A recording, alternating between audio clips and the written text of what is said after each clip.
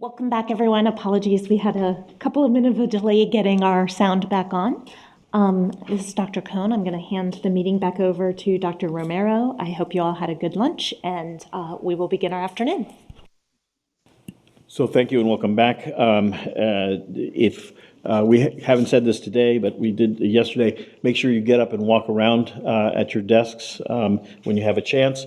And so we'll move on to the next session, which is the tick-borne encephalitis vaccine. The introduction will be given by Dr. Palin. Dr. Palin, please go forward. Good afternoon. This is Kathy Palin, and I want to introduce you to the tick-borne encephalitis vaccine work group. Next slide, please. The formation of the ACIP Tick-borne Encephalitis Vaccine Work Group formed in September 2020. Pfizer advised that they plan to submit a biologics license application, BLA, to Food and Drug Administration for their TBE vaccine by the end of 2020. Several TBE vaccines manufactured and licensed internationally, but none are produced or licensed in the United States. There are no existing ACIP tick-borne encephalitis vaccine recommendations. Next slide, please. Enclosed is the tick-borne encephalitis vaccine work group members and participants. We thank them all for all their work. And as you see, there's the ACIP members. Our CDC lead is Dr. Susan Hills, the ex officio, the ACIP liaisons, the technical advisors, as well as the CDC participants and ACIP secretariat. Next slide, please. The possible timeline for licensure of tick-borne encephalitis vaccine. If Pfizer's TBE vaccine receives priority review designation, the FDA goal will take action on an application within 6 months. Licensure is possible by the third quarter of 2021. Next slide, please. The purpose of ACIP TBE vaccine work group is to discuss use of the tick-borne encephalitis vaccine in U.S. adults and children living or visiting in TBE endemic areas, as well as in laboratory workers. Next slide, please. The terms of reference for the TBE vaccine work group are as follows. To review information on TBE, including its epidemiology, clinical presentation, diagnosis, treatment, and outcome. To review data on infection risk and burden for U.S. civilian and military travelers and laboratory workers. To review data on vaccine safety, immunogenicity, and effectiveness. To review evidence-based recommendation options for ACIP. To identify areas in need of further research to inform potential future vaccine recommendations, and to publish recommendations in the MMWR. Next slide, please. Today, we will be hearing three topics. First, our CDC lead, Dr. Susan Hills, will provide a background on TBE disease and vaccines. Next, we will hear a presentation by Dr. Joe Schmidt on the immunogenicity and safety of Pfizer's TBE vaccine. Lastly, Dr. Susan Hill will share next steps for TBE vaccine work group. A special thanks to Dr. Susan Hills, who has done a great job getting this work group off to a great start. Over. Thank you. Thank you, Dr. Palin.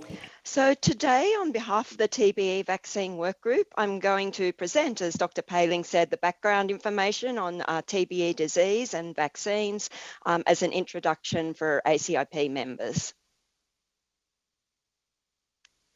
So TBE virus is a flavivirus with three main subtypes, including European, Siberian, and Far Eastern subtypes.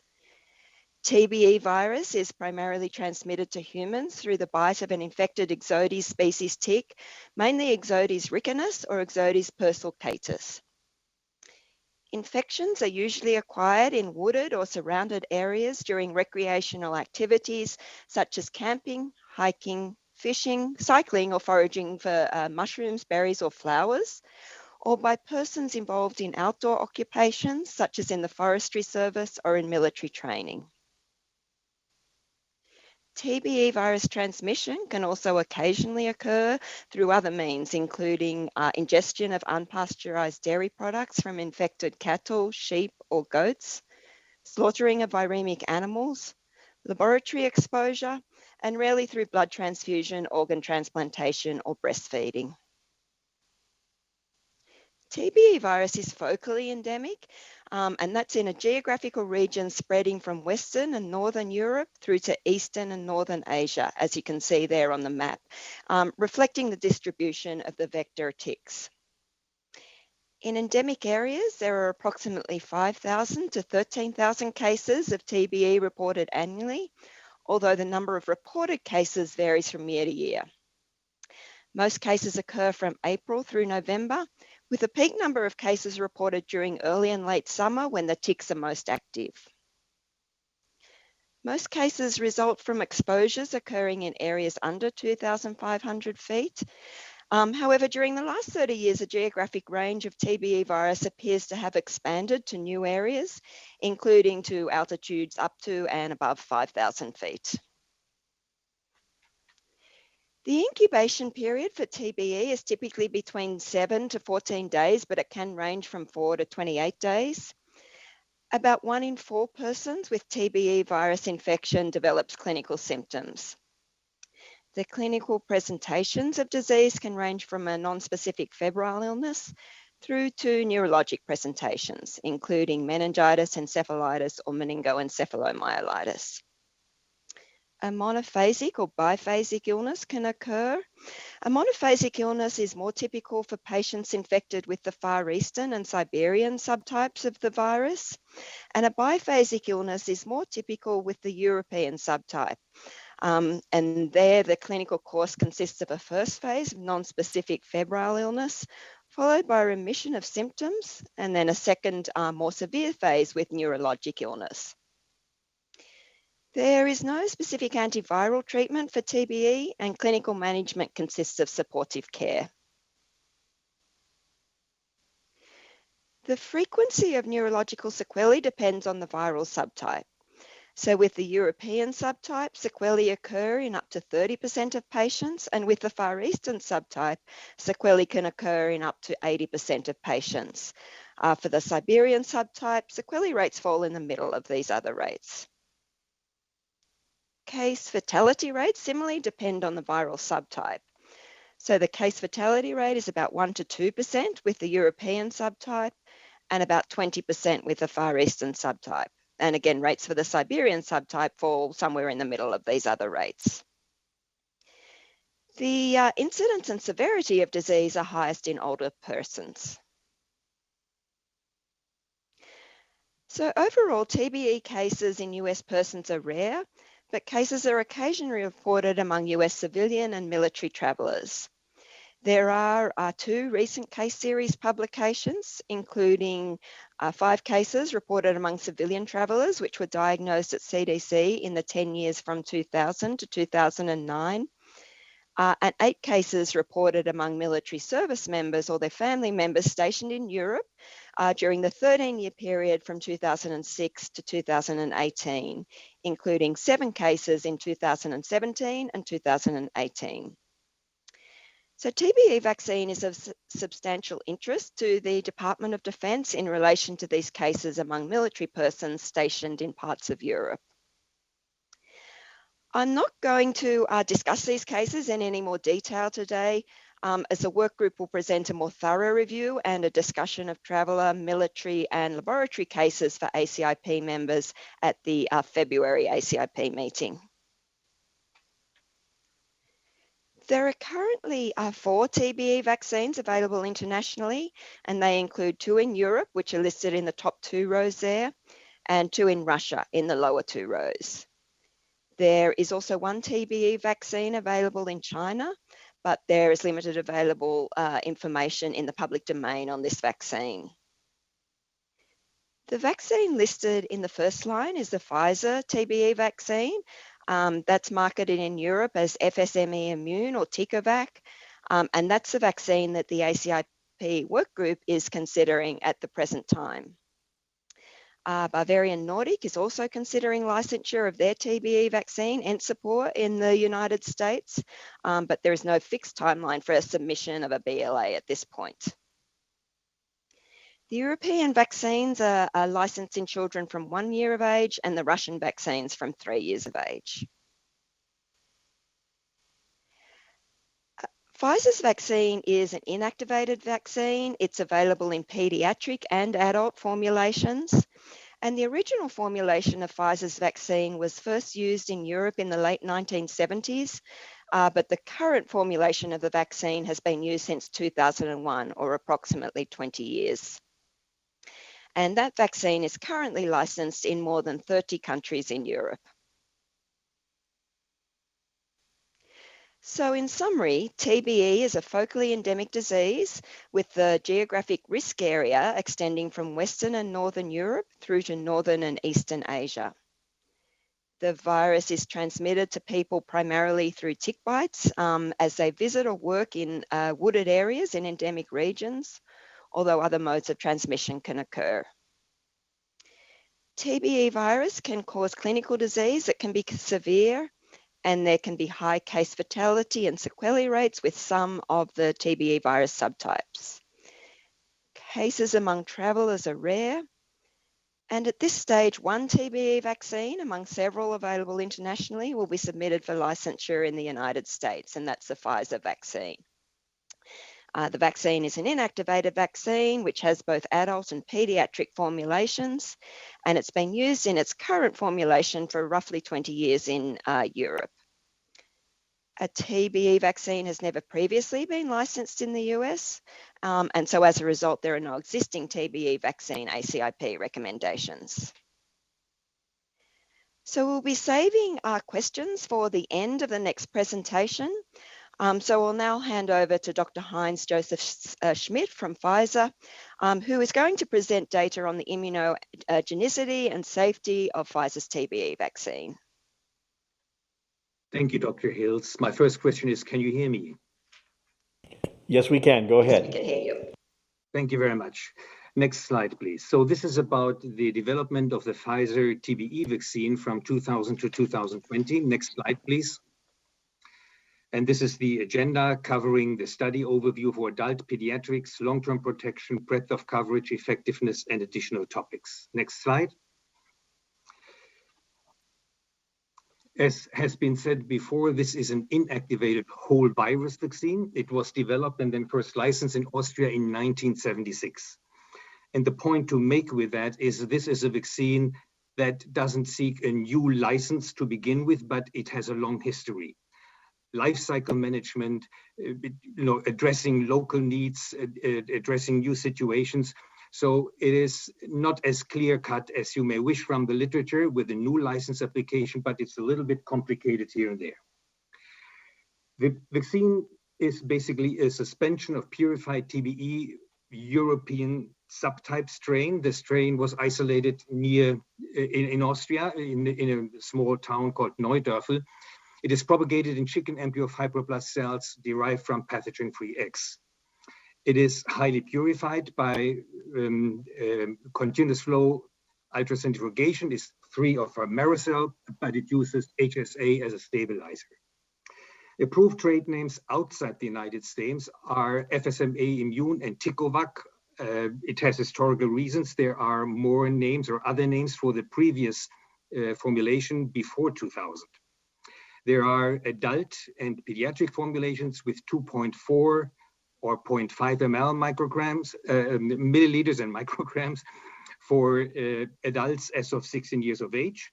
And the pediatric formulation in 2.5 0.25 ml with 1.2 microgram is given from 1 year to 15 years. At this point, there is no trade name known for the United States. Next slide.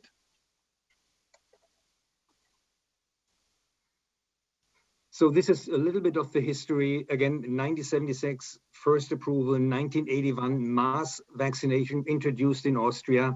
They had like 600, 700 cases a year, and that goes down then within a vaccine uptake of 85%, as I will show you later on, to, let's say, less than 100 cases every year. And it has been very successfully used in Austria. And there, I guess Austria is the only country with real mass vaccination of very large parts of the population. In 1999, thimerosal was removed. At the same time, human serum albumin was removed. And this is an important piece of information because this resulted in high fevers in young children. And in some of the studies, you may see very detailed analyses of fever rates, and that dates back to that time. Basically, HSA was re-added, and that took care of the fever problem. In 2003, finally, the FSME pediatric formulation was licensed. So much, a little bit for the history. Next slide. And as I said before, it has a long history with many different types of studies, and the ones that are highlighted here in red are those that I will present today. Next slide. The schedule of TBE vaccine is complicated. I guess this is one of the most complicated schedules that I'm aware of, and that dates to the fact, or that comes from the fact that there has never been an efficacy study.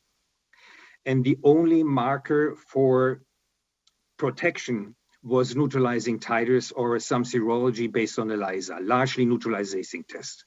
So whenever the titer dropped to below a certain threshold, people advised to give a booster dose. That's what's the best that could be done at that time. So let's look at this at the vaccination schedule. There are 2 doses for adult and junior alike, given 1 to 3 months apart. There's also a rapid schedule, which is particularly of interest for travelers. And there the vaccine doses are given 2 weeks apart. The 3rd dose is given 5 to 12 months later. Usually you would call the 3rd dose a booster dose, and there is a good reason to think that this is a booster dose. However, this is called throughout the label and throughout the history, the primary series with 3 doses. Then following serology, the first booster, which is dose 4, was given 3 years later. And then people again followed over time, and the second booster dose, doses 5 and later, are given every 5 years. And as I will show you later on, the titers drop if you're 60 and older as of 3 years. And this is why as of 60 years, a booster is supposed to be given every 3 years. So this explains the complicated schedule. Again, a 3-dose primary series. The 4th dose is considered the first booster, and following doses are later boosters given every 5 years or every 3 years if you're 60 and above. Next slide, please. And next slide again. Next, please. Yes. Very good. So the important point on serology to make is that there is no serological correlate of protection. And even after 40 years, there is no such protective level known. Can you press again to show the full text? Yeah, very good. There are ELISAs out there. The last time I counted it was more than a dozen. The important item here to remember is that they use different test strains. Usually in all Pfizer studies or Baxter studies in the past or immuno studies, this was all the immunozyme ELISA with a Neudorfer strain, which is the seed strain of the FSMA immune vaccine. Very important to remember, if you use different strains, you may get different results. There is particularly one other strain that is used in ELISA, that is the seed strain of the competitor vaccine, which is a mutated K23 antigen. And again, there may be differences in the results there. For the purpose of the Pfizer vaccine and with the immunozyme ELISA, above 126 Vienna units per ml are considered positive. There's a definition for borderline test and negative test results. Next slide, press again, please. Below then is the neutralization test. For the neutralization test, we use the Adner method that was described in 2000, and there a value of 1 to 10 or above is considered positive. Next slide. The studies I'm going to show here are basically following this vaccination schedule, which, as you already know, is the primary series with 3 doses. It is a first booster dose after 3 years after the third dose, and then the second doses following 5 years or 3 years if you're 60 and above. And the studies are shown down there on the lower part of the graph here. Next slide. And now let's go to the adult development. Next slide. This again is the schedule. There is a blood draw. The first dose is given. The second dose, 21 to 35 days later, a blood draw after 21 to 35 days. Then there is a third dose given, and again, a blood draw after about 4 weeks. Next slide.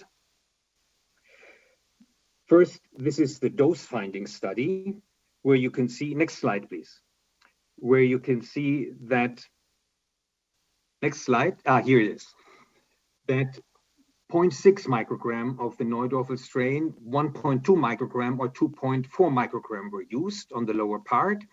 And in green are serology results by ELISA after dose 2 and in green, or after dose 3 in blue. And what you can nicely see, 1.2 and 2.4 micrograms give you very nice seroresponse rates. And they were really then a little bit more closely looked at. And number 1 with regard to titers, and number 2 with regard to reactogenicity. Next slide. Here again, you see, next slide, that titers differ. For the 0.6 microgram antigen, you have comparatively lower titers. 1.2, you get higher titers. But while the seropositivity rates between 1.2 and 2.4 are quite similar, the titers are much different with the higher antigen dose. And again, at the time, people had no efficacy study. That was never done and was never planned. So I guess you go for the higher titers if reactogenicity allows. And again, if you look at the titers here, geometric mean concentrations in Vienna units, there is just higher titers with a higher dose. Next slide. These are now reactogenicity results, systemic reactions on the left side after dose 1 and 2 in green and in blue. After dose 1, after dose 2, and after dose 3 with 1.2 and 2.4 microgram. And again, there is not much of a difference. And if you look at local reactions, again, there may be a little bit more reactogenicity after dose 3 with the higher dose. But again, that was all very much acceptable and quite similar. Next slide shows you the fever rates. And there, what you can see on the next slide is that there is not much fever to speak about. Can you go to the next slide, please? Yeah, there we are. So here you see with a 1.2 microgram dose in green, 2%, and after dose 3, 1%. And again, the fever was defined above 38 centigrade.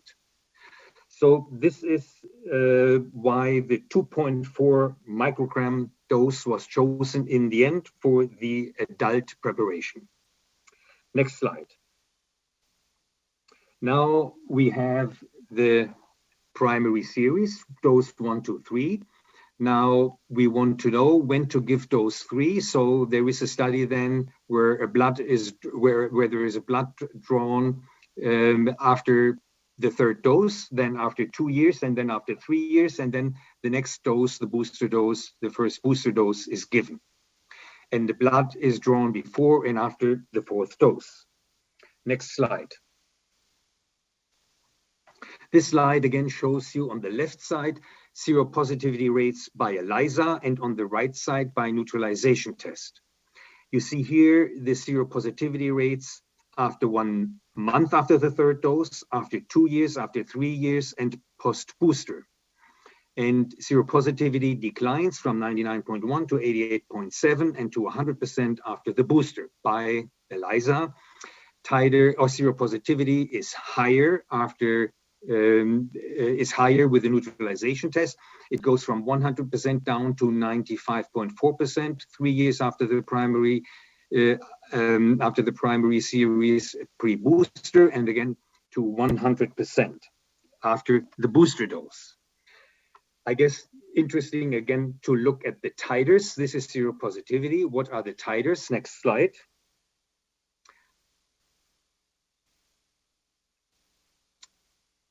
Here you see left on the ELISA, left by ELISA, right by neutralization test. 1 month after the third dose, the ELISA titers are 1,794. It drops down to 400 and goes up again at the booster at 4,600 something. And with the neutralization test, you get titers from roughly 300 going down to 60, and after booster again to 446. Can you press again? I think there is a little bit, yeah, there is a little bit more text. You see the rises are 11.2-fold and 7.5-fold for the ELISA and the neutralization test respectively. Next slide.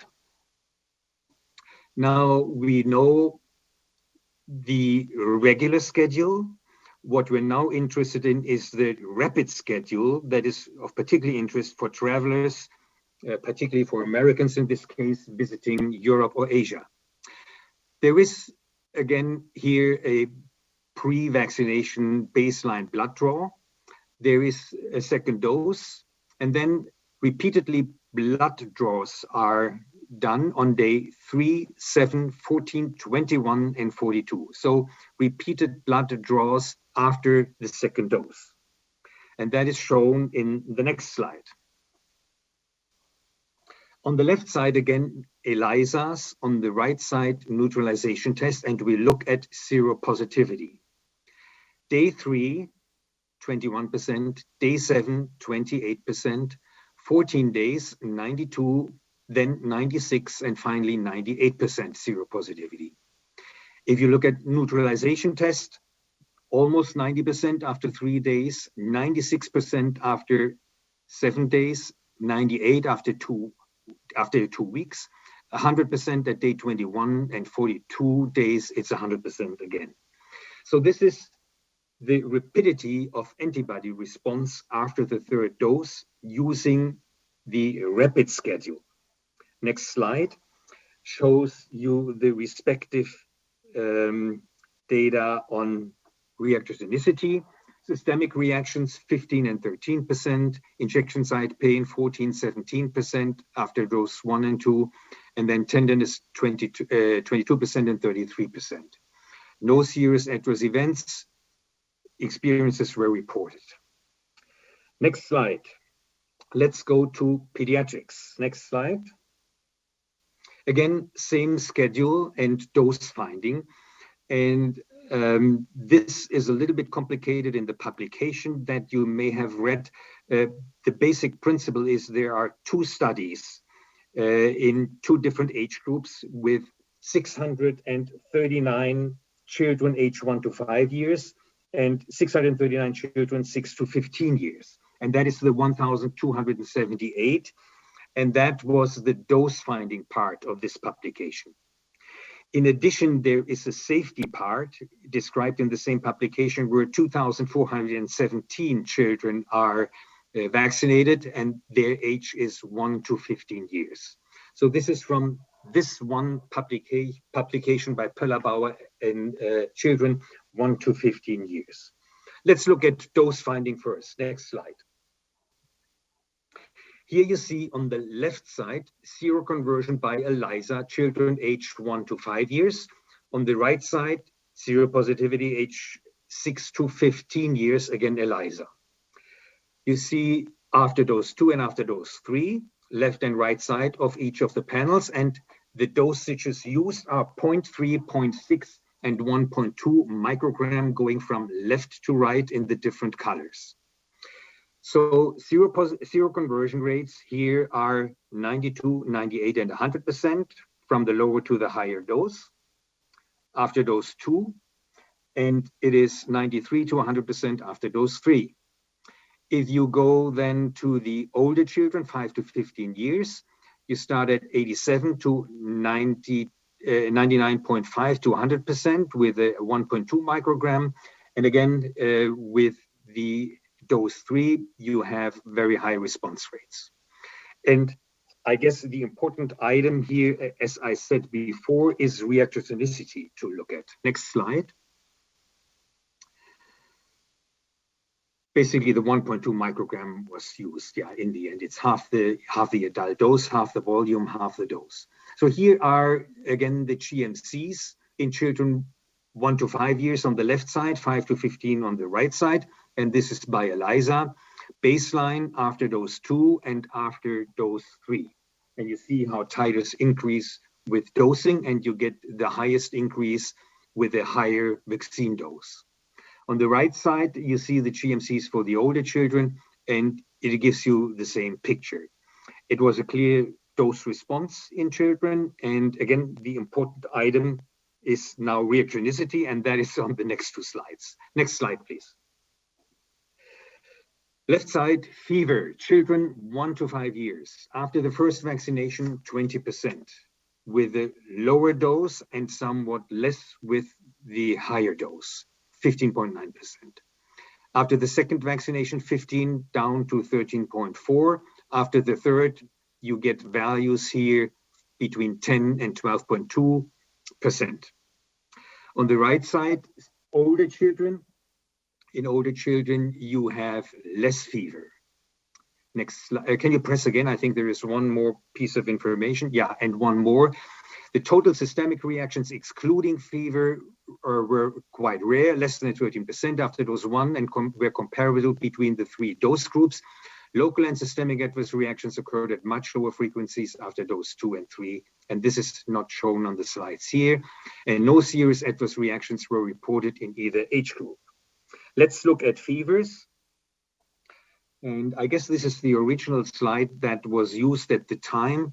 It was important to the presenters at the time that there was no fever. So this is one of the few times that you see a slide where you see how many children had no fever, and this is the majority. And that was the point in the year 2000. I remember this very well, as this was one of the topics I was working on at the time. So no fever in most children aged 1 to 2 years. There was a mild fever within 24 hours in 42, in 23%, and then day 1, 3.8%, day 2, 3.8%. Moderate fever was 2.2 down to 0.5% after 3 days and more, after more than 3 days. Older children, a little bit less fevers. Within 24 hours, it is 8%. In older children, 7 to 15 years, it is 4.6%. And then if you look at the total, the fever rates are within 24 hours, 6.9%. So a very detailed analysis that was done at the time for the reasons that I had mentioned before. Next slide. You see from the open label study in more than 2,000 children, there were, with various frequencies, different types of reactions, from local site reactions to nausea, loss of appetite, sleeping behavior, and all of that. But the important subject here, or the important message is, at that time it was felt, and still today, that reactogenicity and local and systemic reactions are of no concern. And in the study, there was no vaccine-related serious adverse event observed throughout. Next slide. Now, we want to look at seropersistence in children and adolescents after the 3-dose primary immunization as we did for adults. And what you see here, you start, you were looking at seropositivity rates. They are quite high, dropping with time from 99 to 86%. If you look at titers by neutralization test, you start at 375, and within 58 months, this drops to 47. The next slide summarizes safety data from the most important studies for children and adults. And I hope you remember that we use both trade names, Tick-borne and FSMA Immune, in different countries for historical reasons. Basically, it is well tolerated. There is no safety concern at this point. And based on almost 20 years of experience and more than 47 million doses distributed of this new formulation since 2000, it is concluded that the vaccine is well tolerated and has an excellent safety profile. So much about the safety profile. Let's look at long-term serology in all ages. There are 2 publications on that, one in adults and one in children, and this slide summarizes the seropersistence rates after the first booster. Again, primary series, 3 years later, you give the first booster, which is the 4th dose, and then you follow these subjects. And what is done, and what was done, is a blood was drawn every year, and actually every spring, or early every year. And if the titer dropped below a predefined threshold, the respective trial subject received a booster dose to make sure that he is protected for the upcoming season. So this is how it was done. And you may remember one of the first slides I showed you where all these blood sampling items were on this slide.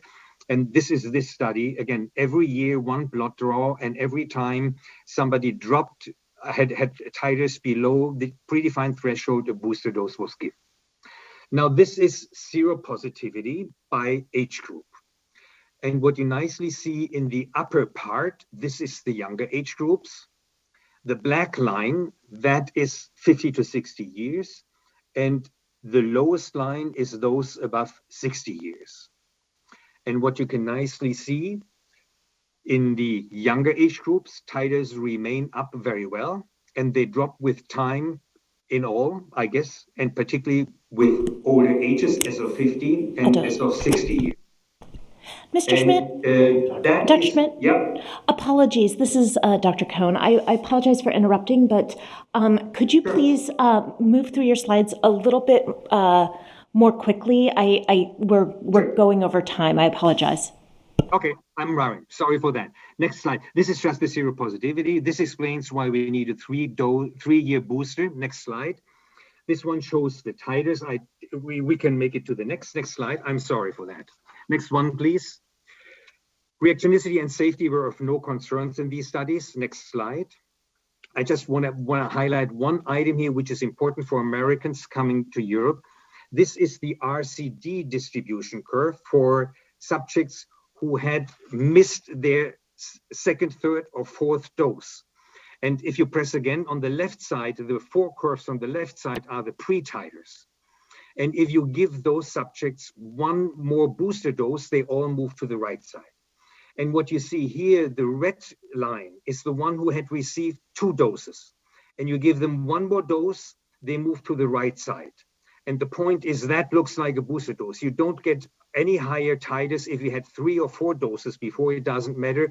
It is indistinguishable. The curves are indistinguishable between 2, 3, and 4 and more doses. That is an important study for travelers. Next slide. And next, I think we can make it quite clear. This is just to show that booster doses in this study had not been given for up to more than 20 years, and basically very high response rates in all age groups, which you see on the right side, even in older adults age 60 plus. Next slide. No safety concern in this study either. Next slide. And breadth of coverage I can make very short. Next slide again. This is just the way this is measured. It's a hybrid neutralization test to standardize the growth rates of the different viruses. Next slide. In the end, what is in the label is that all three subtypes are covered by FSMA immune. Next slide. And there is additional data by now to show that this is still true today. Also, by neutralization tests, OMS hemorrhagic fever is covered besides the three different subtypes. Next slide. Effectiveness, very short. This is the data from Austria in green. Vaccine uptake, very high, up to 85%, 88%. And you see how the numbers go down. In neighboring countries, there was no such effect. Numbers stayed up. Next slide. From that formal vaccine effectiveness calculation, what you can see is on the next slide is irrespective of if a regular schedule is given or not, effectiveness is above 90%. Can you go to the next slide, please? Yeah, here you see the formal calculation. Irregularly vaccinated person, that means they haven't received their booster on time or their next dose on time. And worst case means it is assumed that those who don't have a vaccine passport, no vaccination card, they received all doses on time. So very high effectiveness data. Next slide. We also have from one outbreak due to dairy products, data on effectiveness. And even if you ingest TBE virus, you are protected. Next slide, please. And the effectiveness in that observational study is between 80 and 100%, depending how you count that one person who received the last vaccine dose 15 years ago instead of the licensed 5 years. So again, very high effectiveness even with the dairy product ingestion. Next slide. I think I can be brief with the additional topics.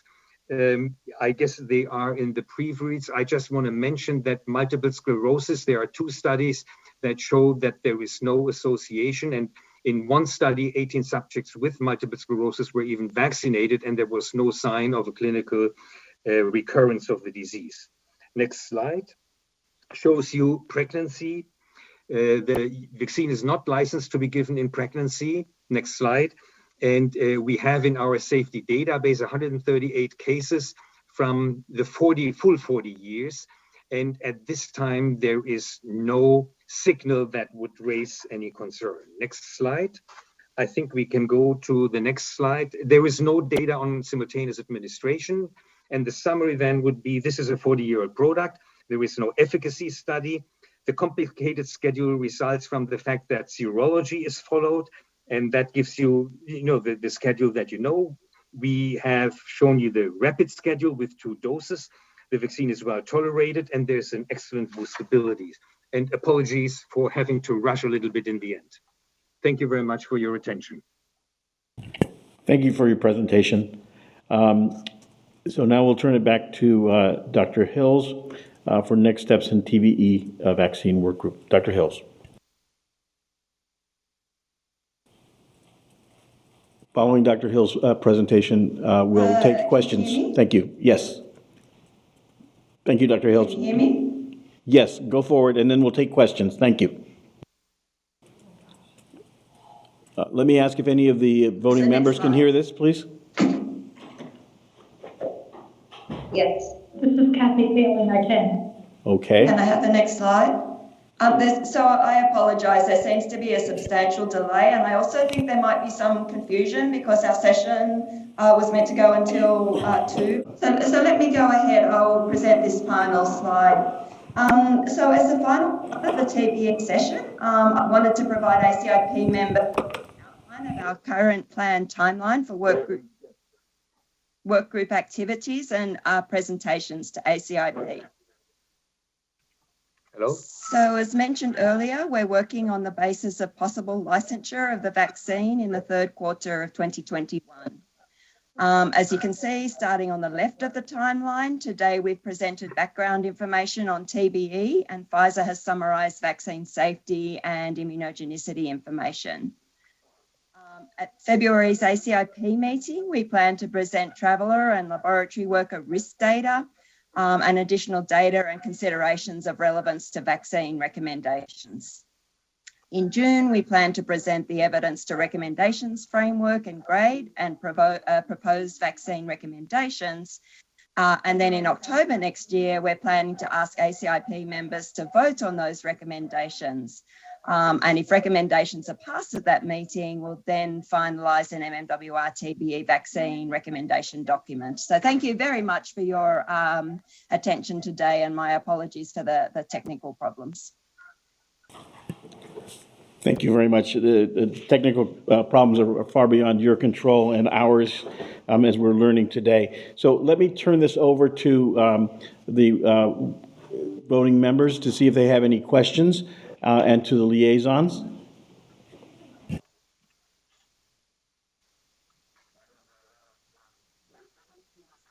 Dr. Bell, please go ahead.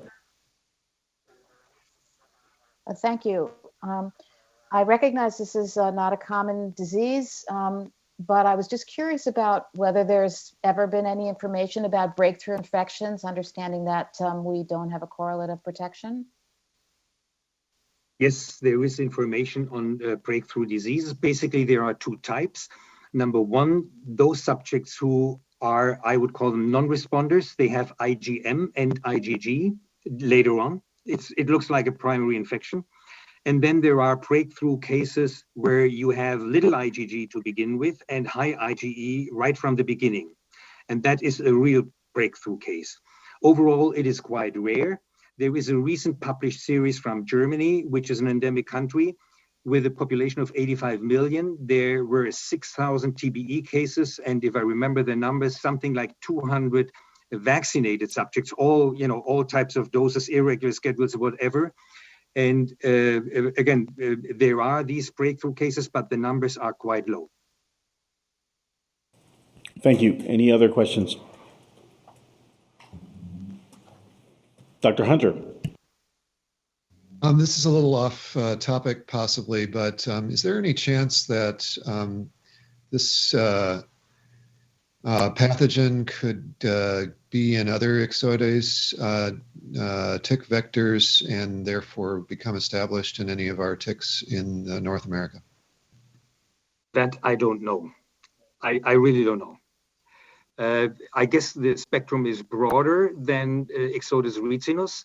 There are other tick species in Russia and I think in Japan. But I'm not really into ticks and the TBE virus and the relevant tick host. That I don't know, but I can follow up and I'll let you know. Thank you. Thank you. Any other comments, questions?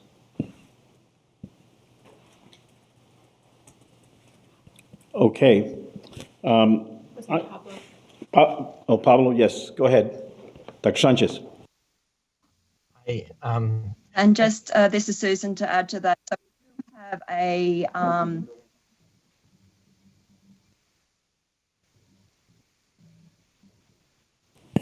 Dr. Hill, you fell off again. I'm sorry, I was just going to add that we have another tick-borne flavivirus in the United States, Powassan virus, but I think my audio is an issue, so I will not follow up further. It's okay now. Thank you, Dr. Hills. And again, forgive us for all our difficulties with the technical aspects today. Yeah, so I had, go ahead, please, Dr. White. So this is Pablo Sanchez. So I guess my question is a little bit more basic. And what exactly, and I guess it shows some of my ignorance here, what is exactly, how much morbidity and mortality, like what is the sequelae of this infection in terms of neurologic sequelae and mortality? And then my other question also was about the Powassan. And is there any, is there any cross-reactivity or cross-protection with that one?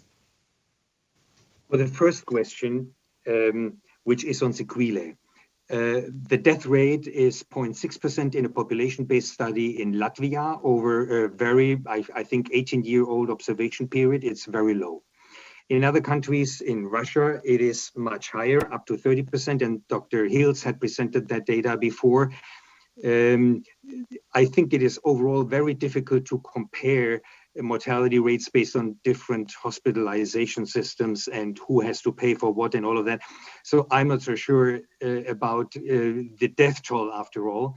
There are several studies on sequelae in adults. There are paresis, there are mental changes, psychiatric changes. I guess if you look into all of these, it is up to 40–50% in adults. In children, it was believed that it is a mild disease. And yes, usually children with symptomatic TB usually present with meningitis and less with encephalitis. However, there is now data to show that these children may have mental sequelae as well, which may affect academic performance or concentration or different types of findings from these studies. And again, happy to follow up with the respective publications if you're interested. For Powassan, we don't have serology data to look for cross-protection or for any cross-reactions. This is Erin Staples. Can you hear me? I'm the subject matter expert. Yes, go ahead, Dr. Staples. Thank you. Sorry. Susan is having major technical difficulties, so I'm going to step in. For Powassan, the genetic relatedness is such with TBE that we do not think there will be cross-protection provided by the TBE vaccine. For Powassan, there has been limited studies done on it, mostly in animal models, which also suggests it may not provide protection. Over. Thank you.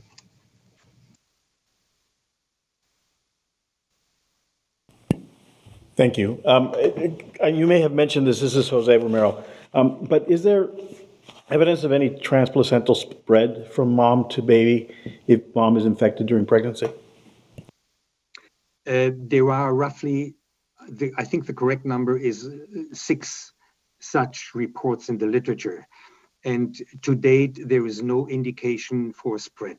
So with very limited data, I would tentatively say likely not. There are some older reports with missing data where I'm not so sure, but from all we know, likely not. Thank you. And Go ahead, Dr. Sanchez. sorry. And with that, how about with breast milk?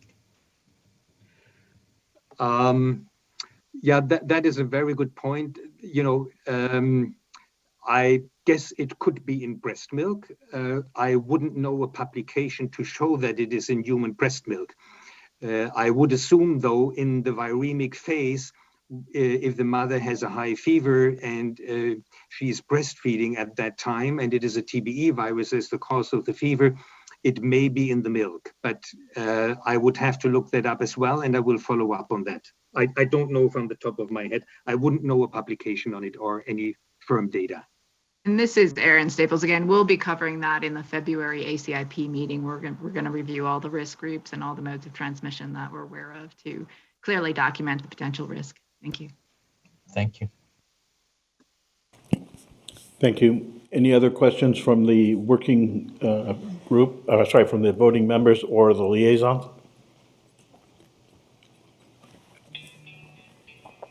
I'm not seeing any.